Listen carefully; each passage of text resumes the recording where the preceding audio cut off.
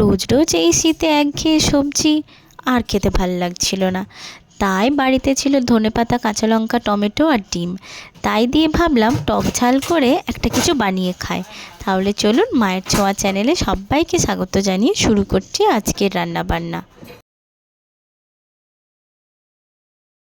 ডিম ভুজিয়া বানাবার জন্য আমি এখানে নিয়ে নিয়েছি 3টে ডিম, পেঁয়াজ কুচি, কাঁচা লঙ্কা চেরা, টমেটো কুচি ও ধনেপাতা কুচি। প্রথমে আমি ডিমগুলি ঝুরি ঝুরি করে ভেজে নেব। তার জন্য 3টে ডিম আমি একটা গ্লাসের মধ্যে ফাটিয়ে নিলাম। নিয়ে ওতে পরিমাণ মতো একটু লবণ দিয়ে দিলাম।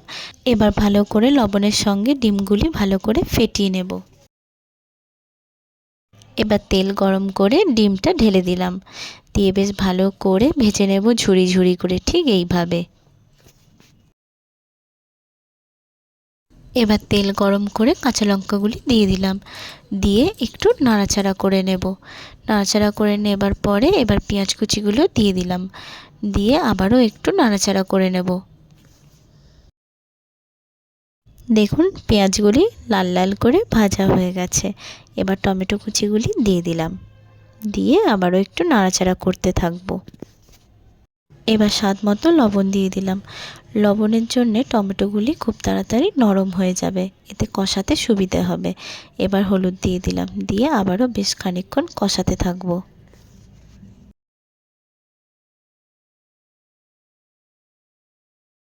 এবার ধনেপাতা কুচিগুলি দিয়ে দিলাম। দিয়ে বেশ ভালো করে নাড়াচাড়া করতে থাকবো আবারও। আমার যখনই কিছু না খেতে ইচ্ছে করে তখন আমি এটা বানিয়ে খাই। আপনারাও একবার বানিয়ে খেয়ে দেখবেন, আপনাদেরও ভালো লাগবে। আর হ্যাঁ, যারা যারা ধনেপাতা খেতে পছন্দ করেন না তারা ধনেপাতাটা স্কিপ করতে পারেন। এবার আমি অল্প করে জল ছড়া দিয়ে দিলাম।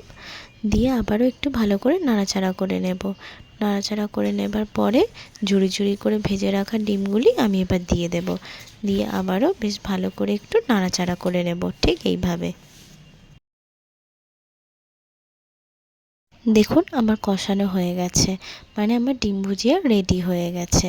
এবার আমি এটা নামিয়ে নেব। আর হ্যাঁ, আমি তো বেশি ঝাল খাই না, তাই আমি এখানে লঙ্কা গুঁড়ো অ্যাড করিনি। আপনারা যারা যারা খুব ঝাল খেতে পছন্দ করেন তারা লঙ্কা গুঁড়ো অ্যাড করতে পারেন। দেখুন আমার ডিম ভুজিয়া রেডি হয়ে গেছে। এটা রুটি বা মুড়ি দুই দিয়ে খুব ভালো লাগে খেতে, তবে আমি এটা মুড়ি দিয়ে খেতে খুব ভালোবাসি।